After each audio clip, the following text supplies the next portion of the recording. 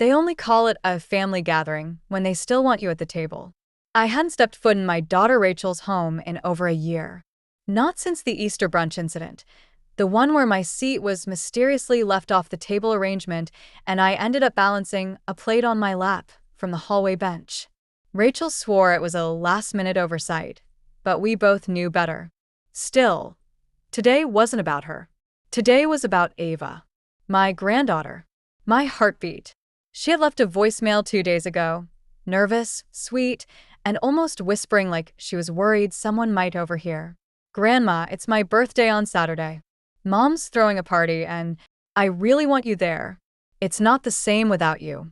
That's all I needed. So I dressed carefully. Blue crepe dress, soft pearl earrings, and the silver bracelet Ava had once admired when she was 8. I baked my famous chocolate cake, the same one Ava always said tasted like a hug, and wrapped a handmade card in gold ribbon. Inside it, a note she'd never forget.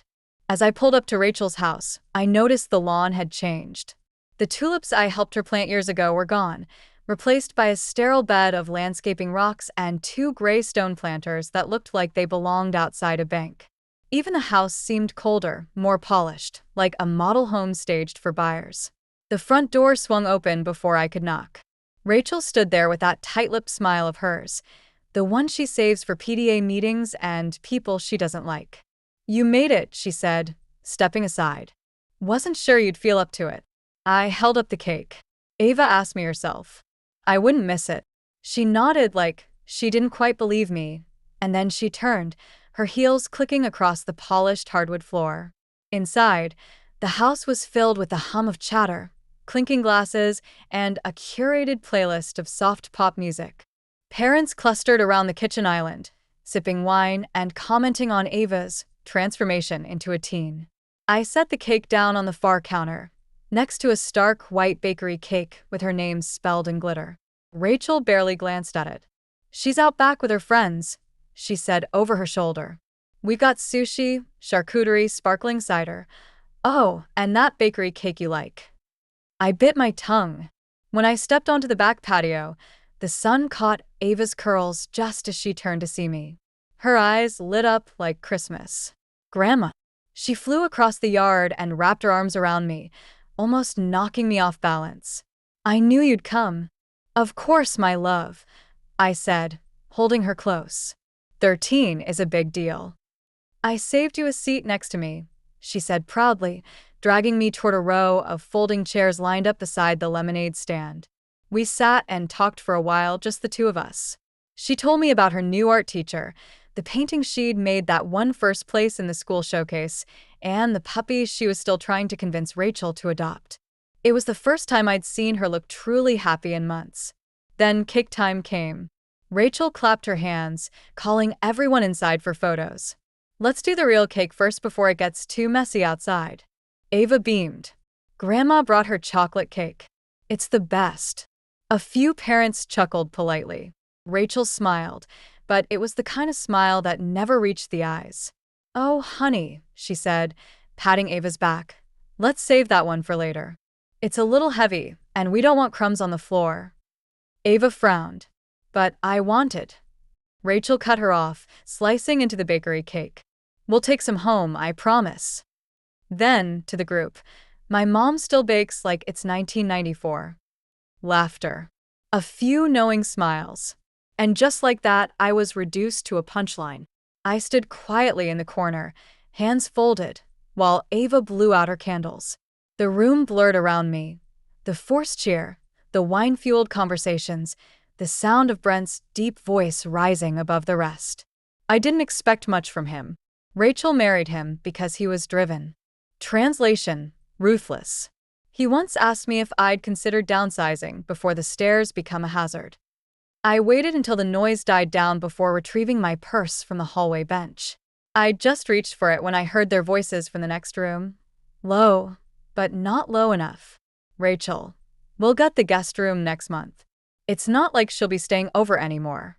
Brent, "And once the rest of her stuff is out, that sunroom's perfect for the Peloton." Rachel, "I told her about the condos near Lakeview. They have shuttle service, so she can still get to church or whatever." Brent laughed. You're doing her a favor. Then Rachel added, like a whisper dipped in poison, she's not supposed to be here much longer anyway. I didn't move. My fingers tightened around the leather strap of my purse.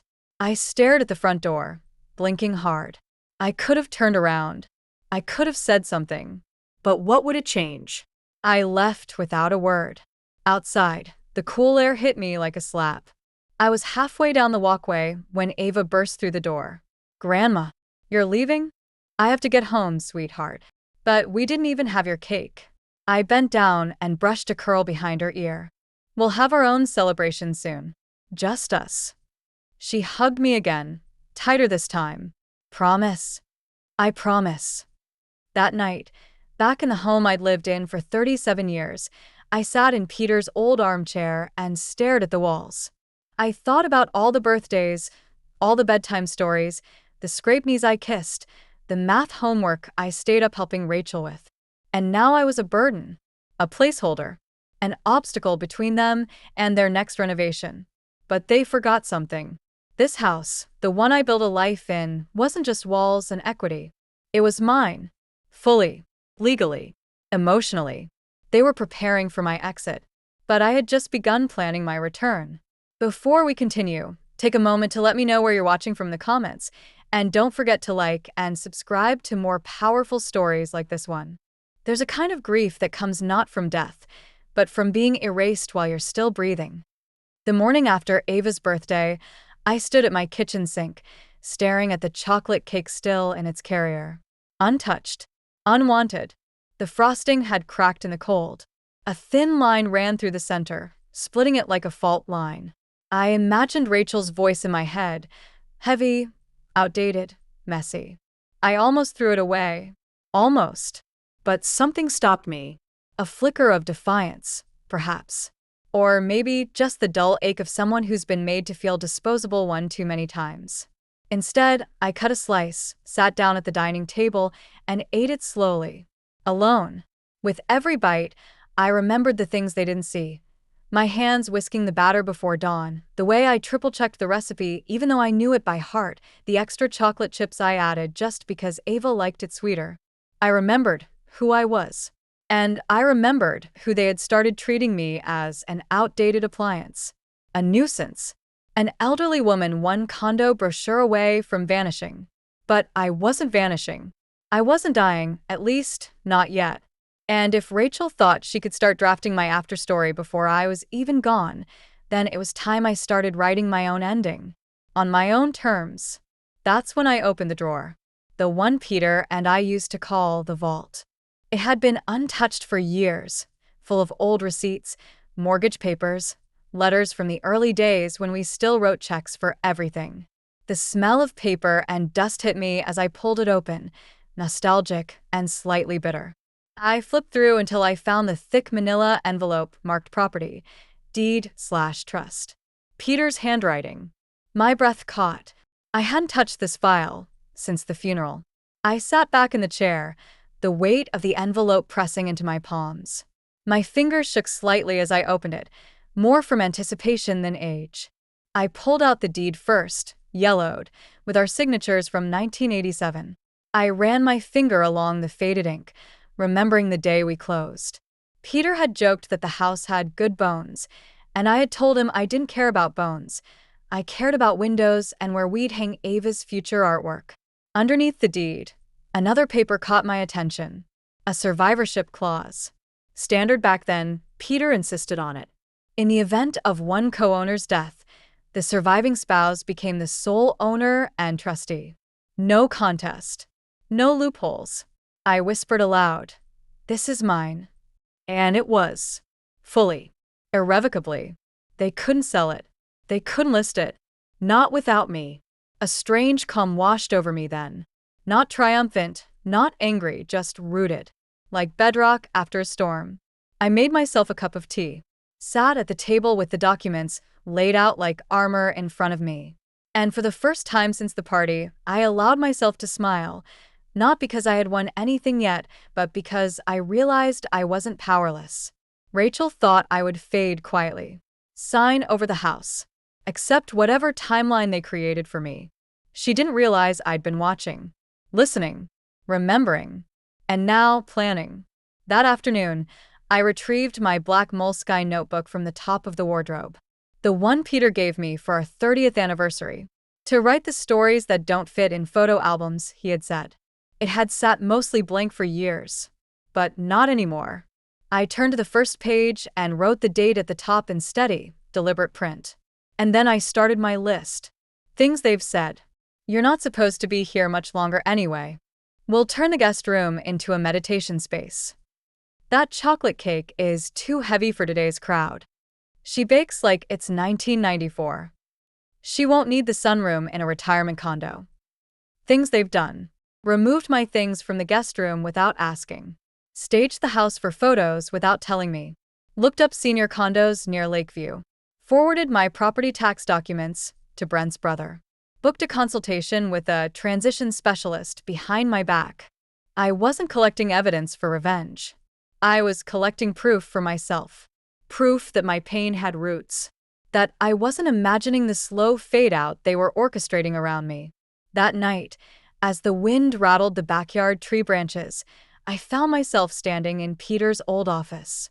It still smelled faintly of cedar and coffee. His desk sat untouched, the leather blotter worn and familiar. In the bottom drawer, I found the box labeled 2005, Tax and Miscellaneous. Inside were dozens of file folders, most unremarkable, utility bills, HOA letters, refinance paperwork. But tucked between two folders was a form I hadn't remembered, durable power of attorney, and signed. Peter had printed it out the year his mother's memory started to slip. He had filled one out for her and printed a blank one just in case for us, but we'd never followed through. I looked at the empty signature lines and felt something unexpected. Relief. Rachel didn't have this power yet. But I had time and now I had motivation. The next morning, I called Helen Sosa. Peter and I had worked with her over a decade ago during our last refinance. She had a reputation for being sharp, discreet, and fiercely loyal to older clients. Her assistant fit me in for a Thursday afternoon slot. That gave me 2 days to prepare. I pulled every relevant document from the drawer, deed, insurance policies, financial statements, and tucked them neatly into a folder labeled Personal, Do Not Remove. Then I made one more phone call. To Maria. She had been coming by to help clean once a week for nearly 5 years. But in truth, she had become more than just help. She had become my quiet, consistent companion. The one who noticed when I skipped breakfast.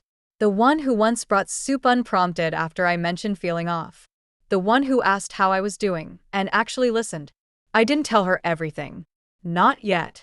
But I asked her to stop by after her Friday shift. There's something I want to talk to you about, I said. She agreed, voice warm as always. As I hung up, I returned to my notebook and flipped to a fresh page. At the top, I wrote, "This is not revenge. This is preservation." Rachel wanted to manage my exit, but I was preparing my legacy, and she had no idea what was coming. Helen's office hadn't changed much in the 12 years since Peter and I last sat in its leather chairs, nervously signing refinance documents and joking about retirement. Same mahogany bookshelves. Same faint smell of ink and paper and lemon polish. But Helen herself had changed, her dark hair now streaked with gray, her face more lined, but no less focused. She stood when I entered. "Linda," she said with a gentle smile, extending both hands. "I was surprised to hear from you after all this time." "I imagine you'll be less surprised once I start talking," I said, returning the smile, though mine trembled slightly. She led me to the chair across from her and folded her hands patiently. "Take your time." And I did. I told her everything. Not all at once. Not as a clean, rehearsed monologue. It came out the way wounds do when finally given air, hesitant, layered, brimming with details no one ever asks about. Rachel's casual insults. Brent's real estate smile. The guest room transition. The birthday cake incident. The overheard whispers. I even told her about the moleskine. About the list I was keeping. About the weight of being erased before you're even gone. When I finished, Helen didn't respond right away. She just sat back and looked at me like a doctor reading an x-ray. Do you have a diagnosis? She asked softly. A reason why they think they're in charge of your future? I exhaled slowly. I'm not dying, but I'm tired. I get dizzy sometimes. My legs ache. There's an ache in my side I've been ignoring for too long. But I'm still here. I am still of sound mind, Helen. And I'm not ready to be handed off like an estate sale. Helen nodded. And do they know that? They've stopped asking. That's the problem. Her face hardened slightly. We can work with that. She stood, walked to a file cabinet, and pulled out a folder labeled Living Trusts, Amendments and Protections.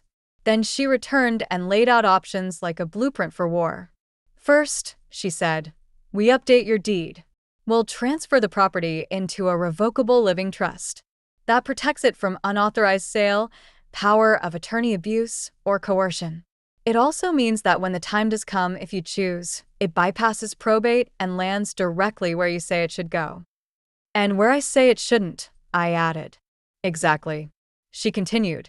You'll remain the trustee as long as you're alive and capable, but you'll name a successor trustee, someone you trust to honor your wishes. I hesitated. She noticed. Linda, do you already know who that person is? I opened my mouth, closed it, then opened it again. Maria. Helen raised an eyebrow, but didn't interrupt. She's my cleaner. But she's more than that. She's been in this house week after week, year after year. She asks how I am, notices things. She brings flowers from her garden, for no reason. She once left soup on my porch when I had the flu and didn't even ring the bell. And your daughter? I shook my head. Rachel has already tried to prep this house for resale. She made a Zillow listing, took photos without telling me, sent tax documents to Brent's brother for a consult. She's not interested in legacy. She's interested in liquidity. Helen nodded, slowly. Then let's put that in writing. I signed the first round of paperwork that day. Just the beginning, the title transfer documents, trustee appointment declarations, and a draft letter of intent.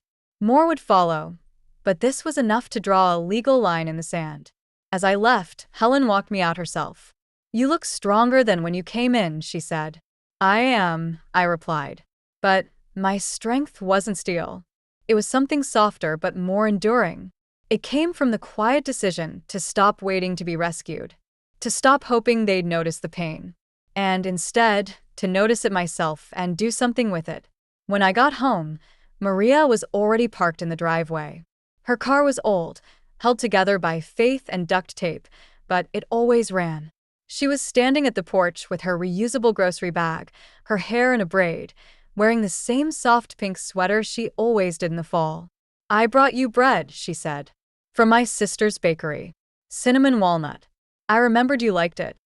I stared at her for a moment, too full of emotion to speak. Come in, I said finally. There's something I need to ask you. Inside, we sat in the sunroom. The one Rachel and Brent wanted to turn into a gym. The one Peter had filled with books and succulents and hand-painted mugs. I handed Maria a cup of tea. And then I said it plainly. I'm naming you as the successor trustee of this house. She froze. Her fingers clutched the teacup. What does that mean? She whispered. It means that one day, when I'm gone, the house becomes your responsibility. Not to sell, not to flip, but to protect, to preserve, to remember. Me? Her eyes filled. Why me? Because you never asked for anything. Because you never made me feel like a problem. Because you treated me like a person. Maria covered her mouth with her hand. She shook her head slowly. I don't know what to say. Just say you'll think about it. I don't need to, she said. I'll do it. I'll protect it. And then we sat there, side by side in the sunroom, watching the light shift across the floor. Rachel didn't know it yet, but her control was slipping. She had tried to phase me out quietly, but now the paperwork said otherwise. And so did I. It started with a knock, not the polite, two-tap kind of a neighbor. No, this was a knock with confidence, with purpose, the kind that doesn't wait for an invitation. Rachel stood on my porch with her arms full, Takeout from that Mediterranean place she used to claim gave her heartburn, a bouquet of bright supermarket daisies wrapped in plastic, and a large manila envelope tucked under one arm. "Hi, Mom," she said with a bright, breathy voice. "I brought lunch." I didn't move, just held the door open enough for her to pass, letting the silence stretch. I had learned by now that silence makes some people very uncomfortable. Rachel was one of them. "Falafel," she added quickly, walking in. "With that garlic sauce you like." She set everything on the kitchen island, as if she owned the place. The flowers went in the sink. The envelope stayed in her grip. She glanced around. "You've been cleaning," she said, eyes landing on the cleared counters. "Looks refreshed." "I've had help," I replied. "Ah, Maria." She said the name like it tasted bitter. I poured 2 glasses of water. I didn't offer tea. That was a different kind of visit. This wasn't that. Rachel took a long breath and set the envelope down on the table between us. "I found a unit in Lakewood," she said gently. "They have an elevator, weekly game nights, a really good on-site clinic." I didn't ask for that. "I know," she replied quickly. "But it's time to consider options, Mom. You've been tired lately. You've missed a few calls.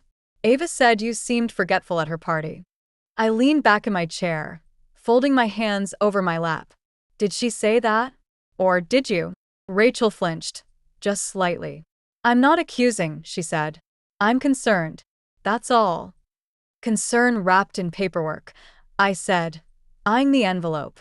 "Is this another condo brochure?" Her smile faded. "No," she said. "It's a few things. I had Brent look into some transition resources. This is just information." I opened the envelope slowly. Inside, pamphlets for assisted living communities, an estimated cost breakdown, and a pre-filled power of attorney form with her name typed neatly beneath mine. Rachel watched me closely. "If something ever happened," she began, "and you couldn't manage things, I just want to make sure I can step in. You know, temporarily."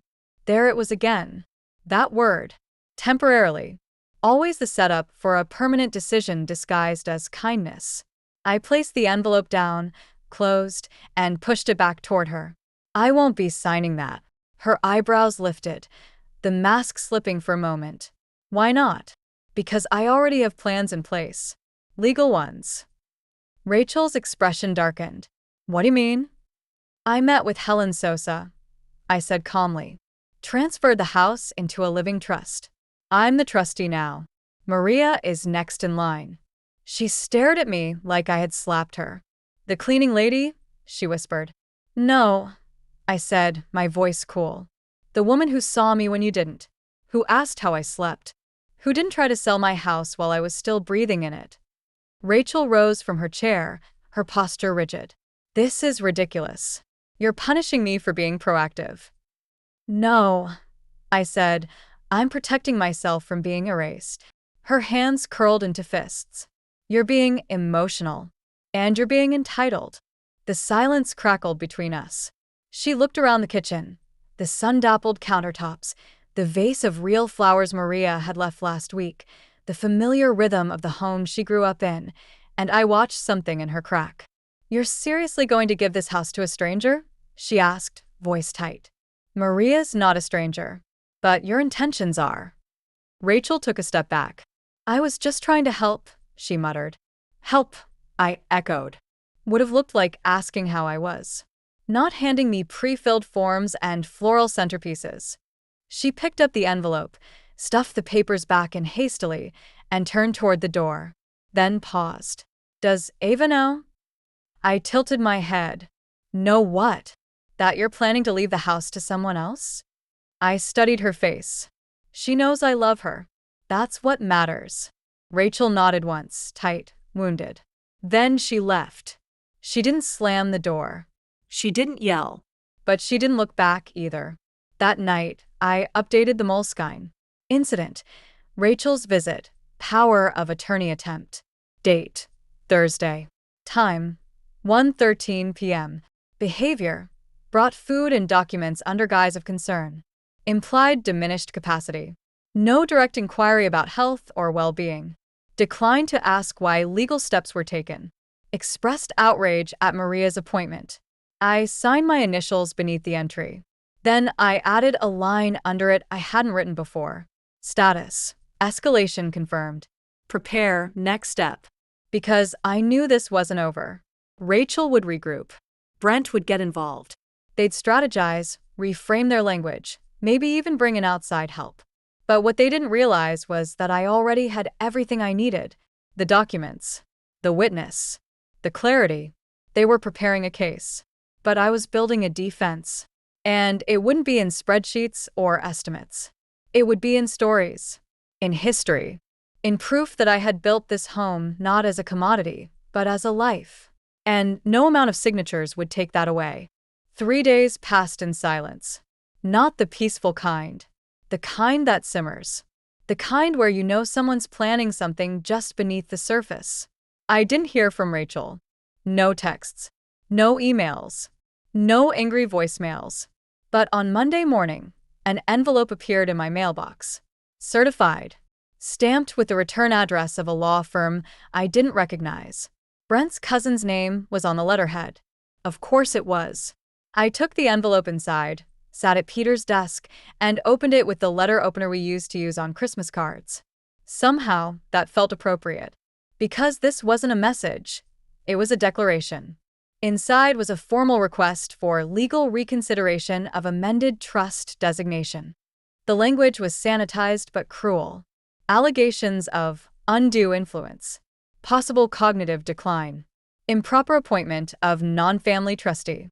It wasn't just a challenge. It was an attack on my clarity, my autonomy, my right to choose what happened to the house I built a life inside. The house where Rachel learned to walk, where Ava took her first steps, where Peter died. I read the document twice. Then again. They weren't just trying to reclaim the property. They were trying to invalidate me, erase my confidence, turn my clarity into confusion. I didn't cry. I didn't scream. I filed it under future evidence in the cabinet beside my desk. Then I picked up the phone and called Helen. She answered on the second ring. I was expecting this, she said, voice steely. How bad is it? I asked. Desperate, she replied. We'll shut it down before it gets oxygen. But we need to act fast. She outlined the plan. File a formal response denying the allegations. Attach documentation proving my legal capacity at the time of trust execution. Include a medical affidavit confirming cognitive health.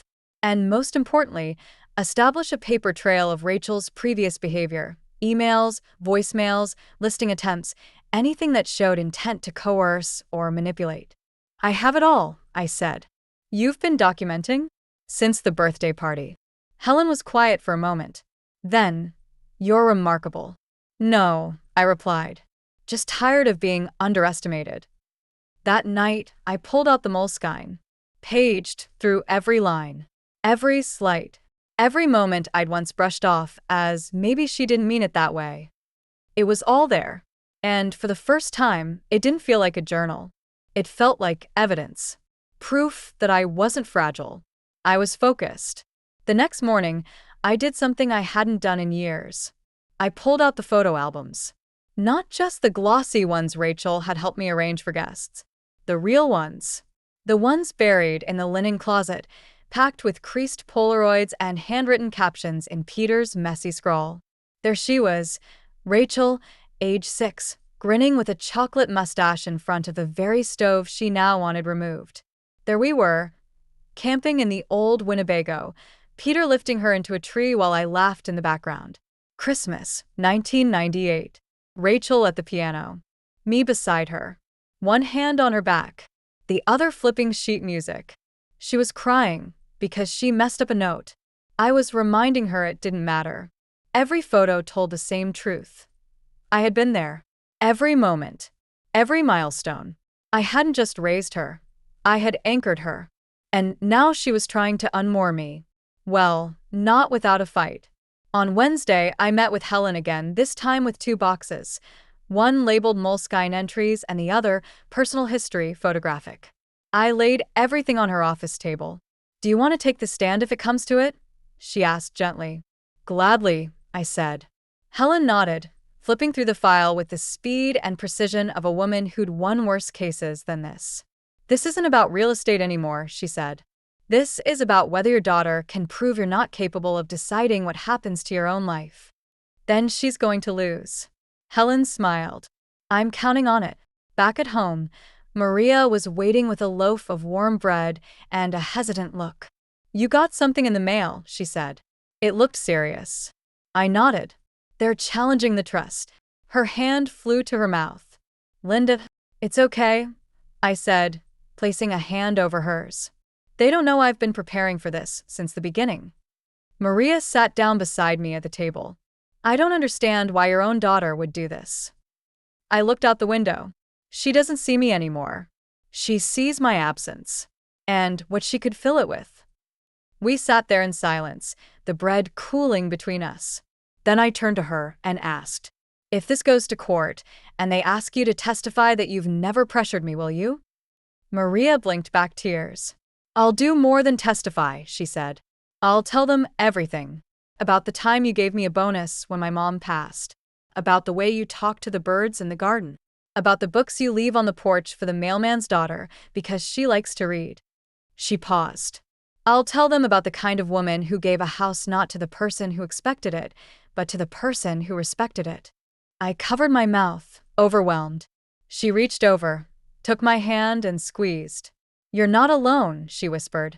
That night, I stood in Peter's old study, clutching the envelope from the law firm. I wasn't afraid.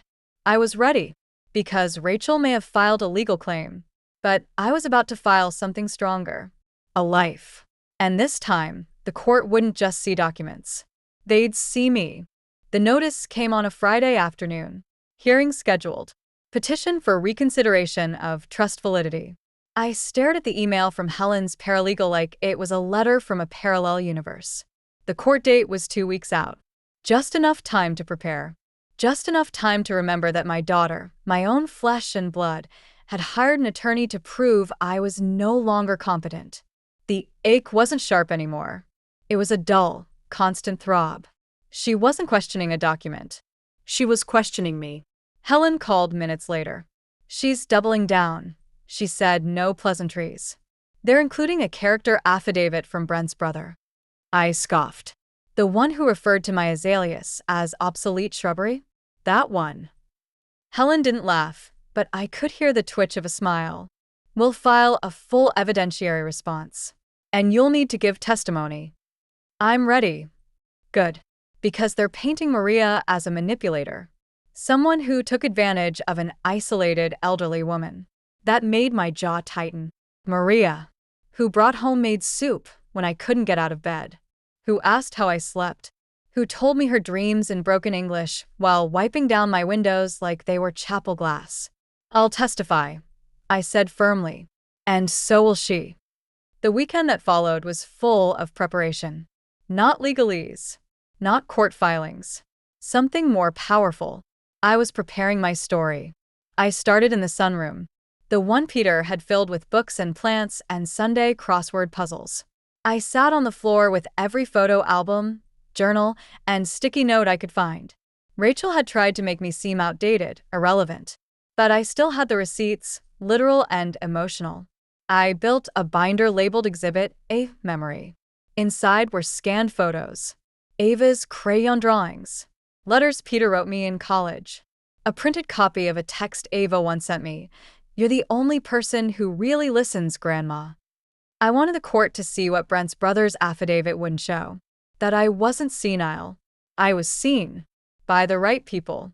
Maria stopped by Sunday afternoon, her face flushed with nerves. "They're saying I used you," she whispered. "That I twisted your trust." I reached for her hand and placed it gently over the binder. "They can say what they want, but we both know who showed up. You did." She blinked back tears. "I didn't ask for the house."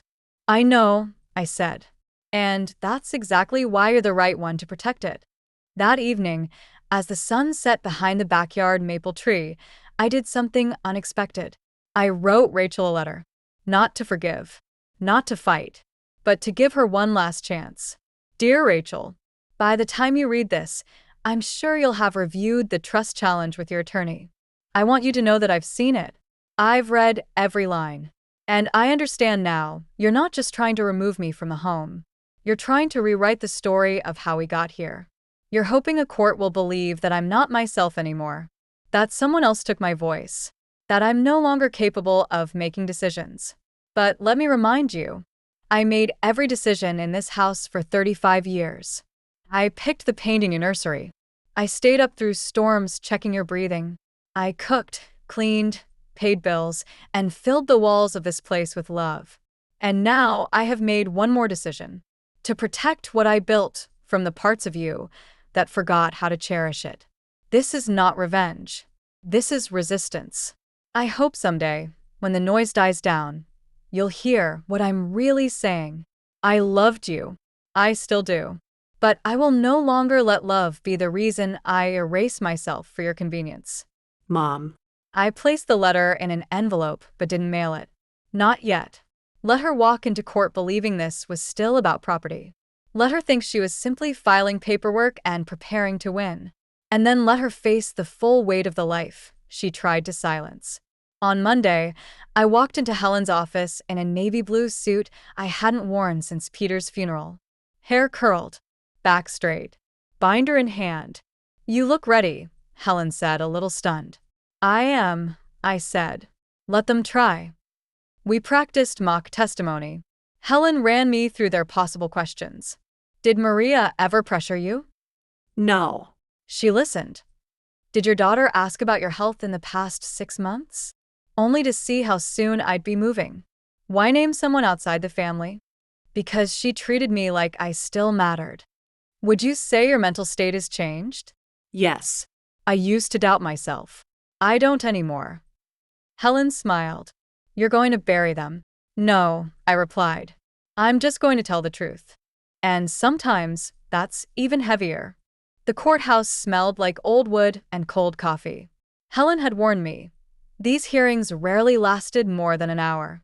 Still, I dressed like I was showing up for something far more important. Because I was. This wasn't just about a house. This was about voice, about dignity, about being visible.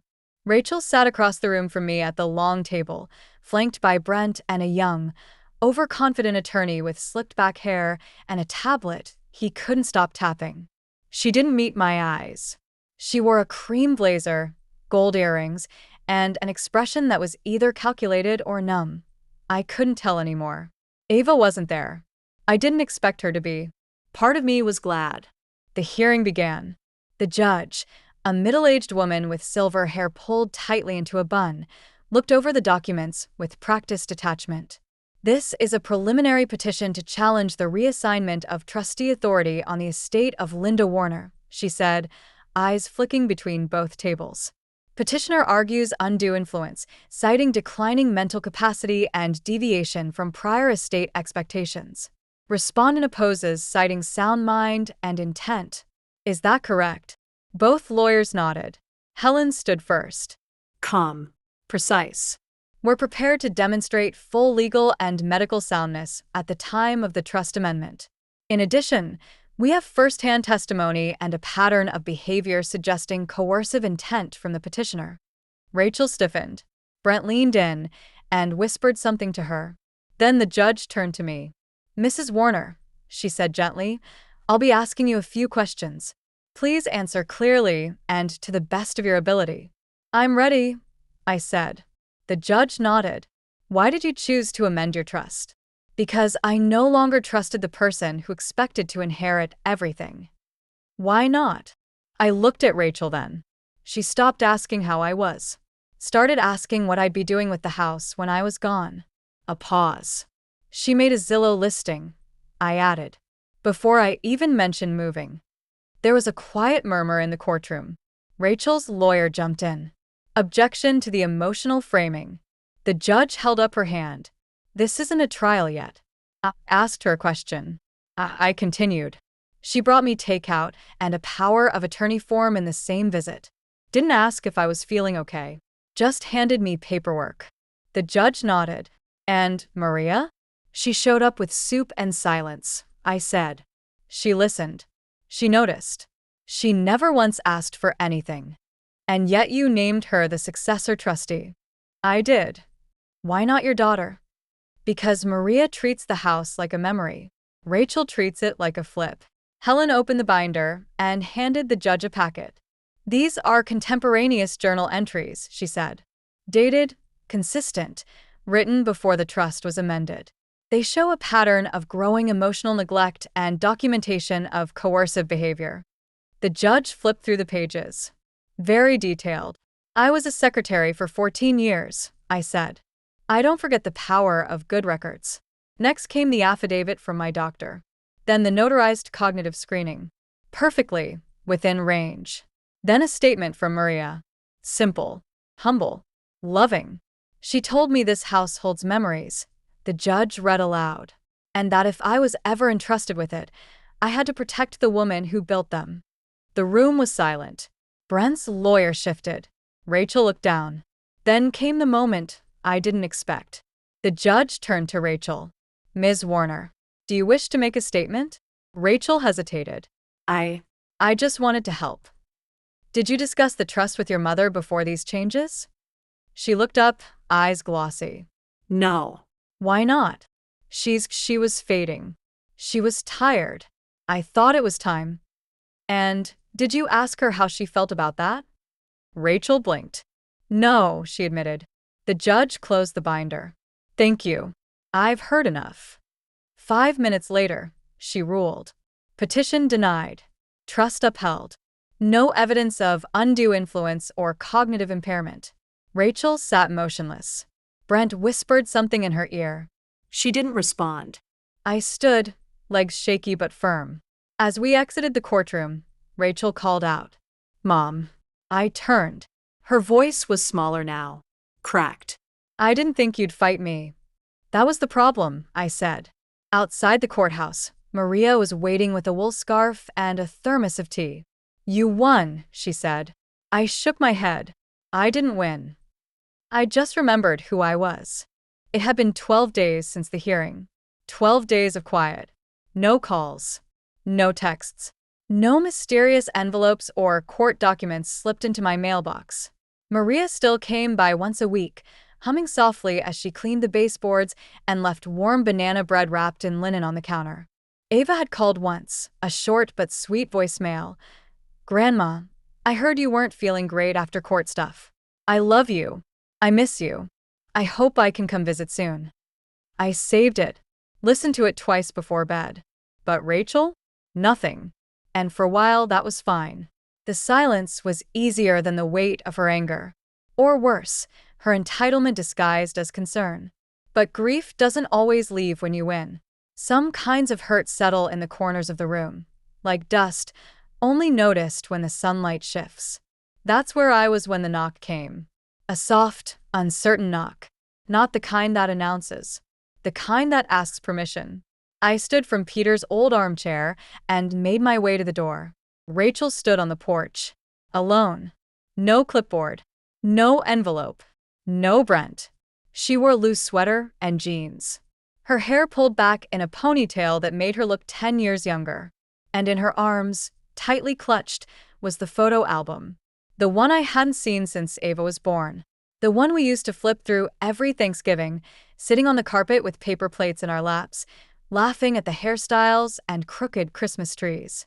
I opened the door slowly. She didn't speak. She just held it out. I found this in the attic, she said quietly. Thought you might want it. I didn't reach for it right away. She waited, then added. I read it last night. Every page. I stepped aside. Wordlessly, she entered the home she once tried to list behind my back. She moved slowly through the hallway, like it was foreign terrain. Like she didn't know if she belonged anymore. I guided her to the kitchen. The kettle was already hot. She sat at the table, the same seat she used to claim during homework, birthday dinners, and late-night talks about whether or not Santa was real. Her hands never left the photo album. I thought I had time, she said softly, eyes downcast. To fix things. To explain. I thought I could buy myself back into your life. I know, I said. And then you spoke in that courtroom. she continued, voice cracking, like I was a stranger. I looked at her for a long moment. You became one. She winced. I didn't mean to. I know that too. She turned the album toward me, opened it to a photo. Her, age 8, missing 2 front teeth, standing on a chair beside the stove while I guided her hands over a mixing bowl. I remember this day, she said. You let me measure everything, and I dumped half the flour on the floor. You cried. I smiled faintly. Then you cleaned it up with the pancake spatula. She laughed quietly. Yeah. The kettle whistled. I poured us both tea. Rachel stared into hers for a while. I wanted to be strong, she said. After Dad died, I wanted to be the one with the answers. With the plan. I thought if I just handled the hard stuff, you'd see me as capable. I didn't interrupt. I never expected you to fight me, she said. But I think maybe I needed you to. That landed harder than I expected. I stirred honey into my cup and said, You wanted control because you were afraid of watching me fade. She nodded. And you weren't fading. No. I was waiting for you to remember who I am. Another long silence. Then she pulled something from her bag. A sheet of paper. Her copy of the court ruling. I highlighted the part where it says, Sound mind and intention confirmed. I read it 10 times. Why? I asked, to remind myself that I was wrong. She folded it once. Then again. I won't challenge anything else, she said. Not the trust. Not the house. Not Maria. I'm done trying to edit your ending. I reached out and placed my hand over hers. This isn't my ending, I said, but it could be your beginning. Her eyes welled up. So, does this mean you forgive me? No, I said. Not yet. She blinked, stunned. But I'm willing to remember the version of you that didn't need forgiveness. The little girl who used to hold my hand in the grocery store and ask if we could get 2 apples. One for me, one for you, so we match. Rachel smiled, brokenly. I miss her too. I nodded.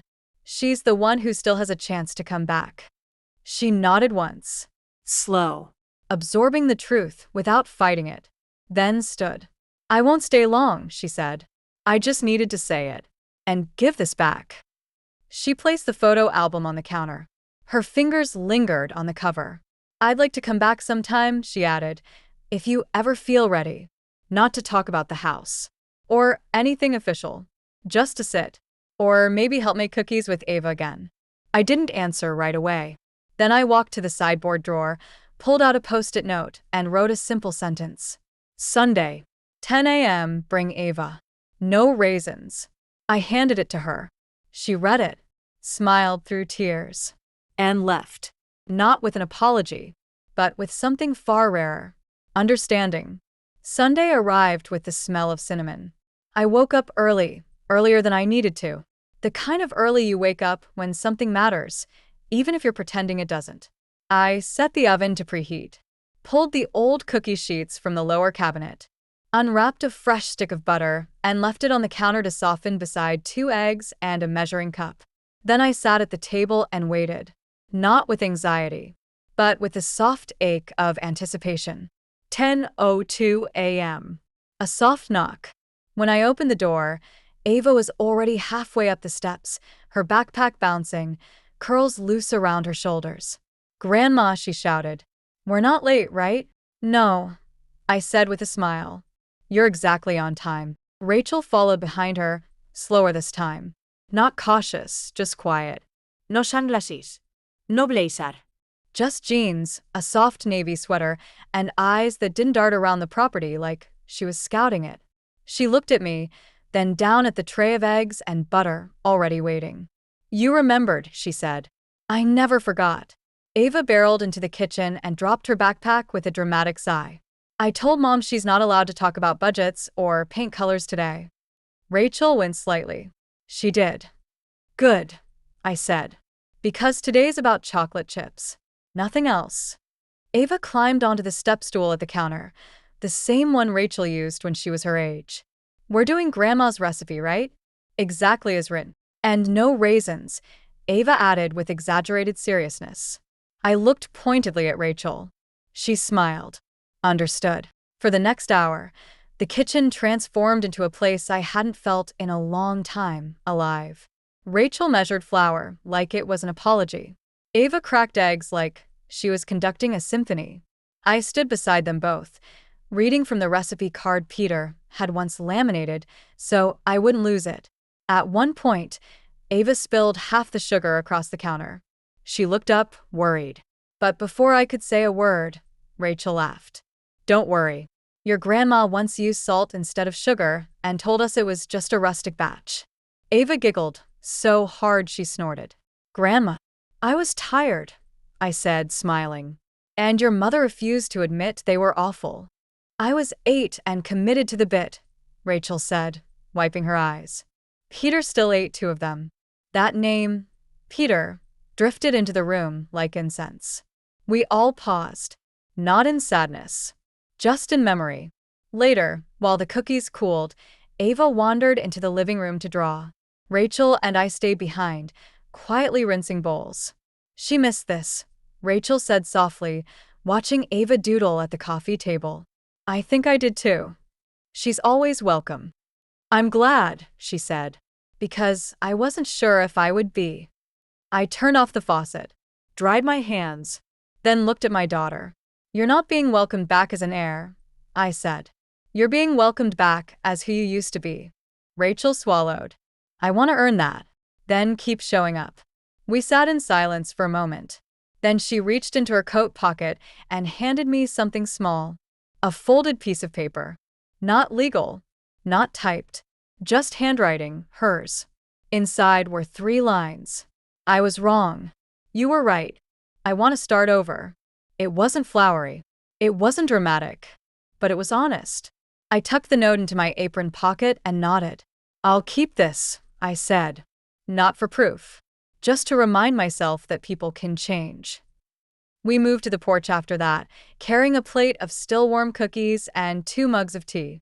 Ava joined us later, barefoot, clutching a drawing of the 3 of us standing under the pear tree. Above us, she'd written in block letters, "Home is where Grandma's cookies live." I laughed. Rachel teared up. I took the picture and placed it inside the black moleskine notebook, now so full it barely closed. Once, that notebook had held a ledger of pain. Now it held recovery, legacy, Love. not the kind you inherit, the kind you rebuild, one cookie at a time. The pear tree bloomed early that year. Peter used to say the tree always knew before we did when the seasons were changing. This time, I believed it. The blossoms were bright, almost defiant, like they'd been waiting for a reason to return. Like they'd been holding their breath until the house felt safe again. And it did feel safe. Not just structurally, though Maria had quietly oiled the hinges and repaired the sagging gate, but emotionally. There was no tension sitting on the walls anymore. No fear behind my morning coffee. No folded documents waiting to pounce. There was still silence, yes, but the kind that felt earned, peaceful. And on the first Sunday after Easter, that peace walked up my porch steps in worn sneakers and a denim jacket. Rachel knocked softly, then let herself in, just as she used to, back when she'd bring Ava over with a bag of mismatched toys and 3 unread text messages from Brent. She held a casserole dish in one hand and a photo album under her arm. I hope you're hungry, she said, her smile tired but real. It's a peace offering. Literally. It's your broccoli rice bake. You remembered the water chestnuts? I asked. I did, she said. I even toasted the breadcrumbs. She followed me to the kitchen and set the dish down. It smelled like 1997. Like school nights and messy counters and Peter pretending not to hate broccoli. I pulled out plates. She grabbed forks. Neither of us spoke until the food was steaming between us. I've been thinking a lot about legacy, Rachel said, finally. About what it really means. I said nothing, letting her fill the quiet. I always thought it was something you received. Something passed down in a will. A house. A bank account. Tangible stuff. She pushed a stray breadcrumb into a neat pile with her fork. But it's not, is it? I shook my head slowly. No. It's something you're trusted to carry. Not because you deserve it, but because you're willing to protect it. Rachel looked down. I wasn't protecting it. I was managing it, like it was a problem to solve. And you? I treated you like a liability.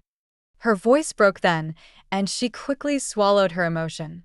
I thought if I planned everything perfectly, it would hurt less when things started to change. I reached across the table and touched her hand. But I wasn't gone yet.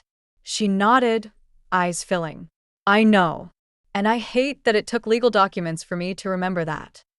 I stood, walked to the hallway drawer, and pulled out the envelope I had been saving. On the front, in my handwriting, it read, "To be opened only if you forget again." I handed it to her. Rachel stared at it for a long moment. Is this for real? It's not a punishment, I said. It's a reminder. Because forgetting doesn't always come from memory loss. Sometimes it comes from fear. Or from letting ambition make you blind. She pressed the envelope to her chest. I won't forget again, she whispered. I nodded. Good. Later that afternoon, Ava arrived with Maria. The three of us baked lemon cookies while Rachel watched from the table, flipping through the photo album she'd brought. This time, it wasn't just the past she was looking at. It was a reflection of what was still possible. Ava held up a crooked cookie, eyes wide. Grandma, can I have this one? It looks like Florida. I laughed. It looks like Florida if Florida were dipped in powdered sugar. We sat on the porch afterward. Ava curled beside me with her sketchbook, Rachel seated on the step below, Maria humming softly as she watered the porch plants. The breeze was light, the sun warm. It felt like the kind of moment you didn't need to frame because it was already permanent in your bones. Rachel turned toward me. Mom, if Ava ever asked, years from now, would you consider letting her have the house? I didn't answer right away. Instead, I looked out at the pear tree. Its branches arched above us like an old protective hand, still strong despite years of storms. She won't inherit the house, I said quietly. Rachel turned fully toward me, startled. She won't, she asked. No, I repeated. She'll inherit the story. Rachel looked confused. What do you mean? I gestured around us, the chipped paint on the porch railing, the handprints on the edge of the doorway Ava had made last summer, the wind chimes Peter had hung on our first anniversary. This house isn't valuable because it's big, or old, or mortgage-free. It's valuable because of the life inside it. If she remembers that, if she values it, then she'll carry it with her no matter where she lives. Rachel nodded slowly, tears rising again. And if she doesn't, she asked. I smiled softly. Then she was never meant to have it. That evening, after they left, I sat in Peter's chair with my Moleskine. I turned to the final page and wrote, April 20th. Today I fed my family, not with money, not with inheritance, but with lemon cookies and my truth. Rachel sat at the kitchen table without looking at the cabinets like dollar signs. Ava traced hearts in powdered sugar. Maria didn't ask about the trust. She just watered the daisies. This is legacy. It's not a house. It's what happens when someone knocks. And this time, they wait for you to open the door. If you're reading this, you might be wondering what I left behind. But maybe the better question is, what did I make sure wouldn't be lost? Answer me. And maybe a little bit of love baked into the floors. Comment where you're watching from, because your story matters too. Share this with someone who might need to feel remembered today. Subscribe for more real, moving stories about reclaiming your worth.